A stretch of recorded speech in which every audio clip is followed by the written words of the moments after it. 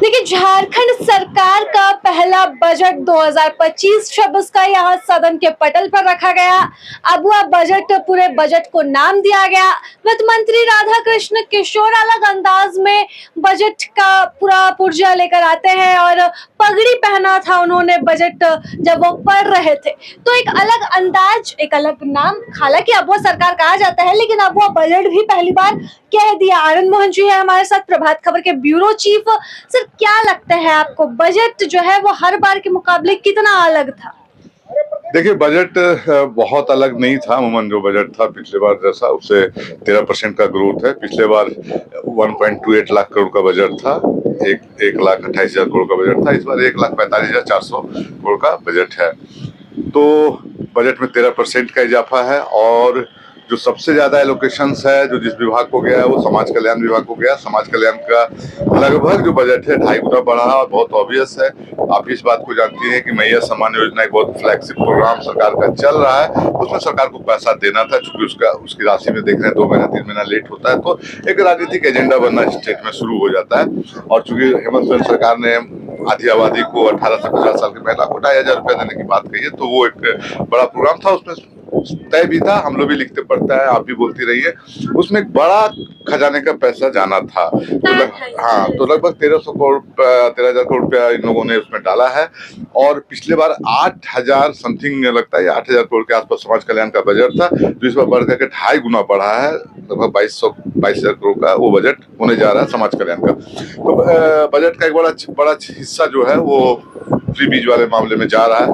एक वो है। दूसरा है कि बहुत सारे विभागों के बजट में कटौती हुई, जैसे अभी तो मैं बहुत देख नहीं पाया हूँ उन चीजों को, लेकिन पर्यटन का और खेल, और जिसमें लग रहा है कि सरकार का थोड़ा आधारभूत संरचनाओं पर बहुत फोकस नहीं है इस बजट में। अगुआ आवास की जो बात कही जा रही थी वो भी अभी बजट में कुछ साफ नहीं। देखिए, पिछले वित्तीय वर्ष में जो पिछला वित्तीय वर्ष था, जो लास्ट फाइनेंशियल, उसमें लगभग 6 लाख आवास का उन्होंने टारगेट रखा था। वो आवास का वो जो जिस तरह से बजट भाषण जो हम लोगों ने देखा वित्त मंत्री का, उसमें लगभग 19,000 आवास बन गया, तो बहुत पीछे है वो आवास का योजना का जो मामला है। और उसमें लाभुकों के चयन को भी लेकर बहुत टेक्निकलिटीज प्रॉब्लम्स हैं, जिसको बार बार हाउस में उठता रहा है। तो एक बड़ा प्रोग्राम भी इनका है अगुआ आवास योजना, वो भी थोड़ा रोल बैक दिखता है करते हुए।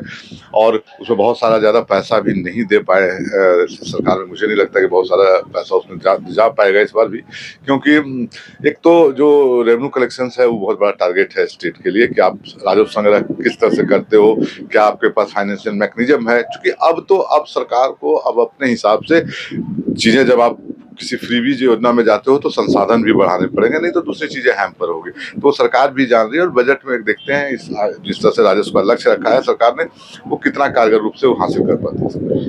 मतलब कुल मिलाकर कहा जाए तो मैया सम्मान योजना जो है वो पूरे बजट पर हावी दिखी, क्योंकि जिस तरह से आपने भी कहा, सामने भी नजर आ रहा है कि कई विभागों के बजट में कटौती हुई है। वजह तो यही है ना जी, स्वाभाविक है। एक बड़ी योजना है सरकार की, तो और उस एक ऐसे किसी भी तरह से और सरकार के सरकार नहीं चाहती। और दूसरा 13,000 करोड़ का जो इन लोगों ने प्रावधान किया है, लगभग जब हम लोग तो मान के चल रहे थे कि अगर जो पूरी लाभुकों की सूची है, जिस पर बीजेपी भी सवाल उठा रही है कि भैया 17,000 करोड़ की योजना थी, लगभग एज्यूम था कितना लगेगा, लेकिन सरकार 13,000 करोड़ ही दे रही है, यानी जो 4,000 करोड़ का जो कटौती है, तो क्या ये लाभुकों की संख्या घटेगी? और इससे राजलक्ष्मी जी, मैं बताऊं कि इससे संबंधित सवाल भी वित्त मंत्री से उनके प्रेस कॉन्फ्रेंस में पूछा गया कि सरकार के पास एग्जैक्टली क्या फिगर है मैया सम्मान के लाभुकों की, कितने महिलाओं को आप दे रहे हो ये स्कीम से लाभ।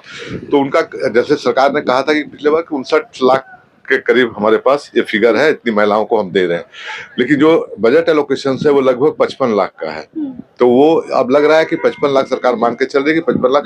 वित्त मंत्री जो अपने भाषण में कहा, या फिर वो प्रेस कॉन्फ्रेंस में उन्होंने कहा कि अगर ये संख्या घटेगी बढ़ेगी महिलाओं की, लाभुकों की, तो उसको हम लोग उसी हिसाब से वित्तीय प्रबंधन करेंगे। घटेगा तो पैसा और देंगे, बढ़ेगा तो बढ़ेगा तो पैसा डालेंगे, घटेगी तो फिर पैसा वापस करेंगे। तो ये एक है, मिला के एक बड़ा टास्क तो है सरकार। बड़ा टास्क है और अब भी वैसे भी आनंद जी अभी नाम जो है वो जुड़ रहे हैं, कट रहे हैं, जुड़ कम रहे हैं, कट ज्यादा रहे हैं। तो जो अहर्ता पूरी नहीं कर रहे हैं इस योजना को लेकर, उनका नाम भी काफी कट रहा है। तो एक तरह से सरकार को कहीं ना कहीं इससे भी उम्मीद है कि काफी नाम जो है वो वापस हो सकते हैं।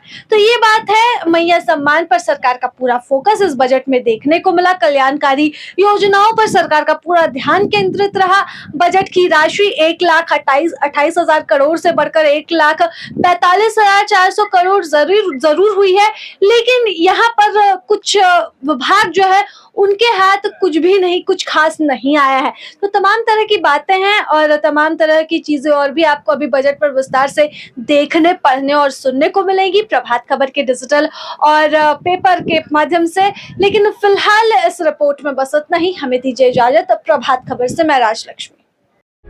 प्रभातखबर.com, विश्वास वही, रफ्तार नहीं।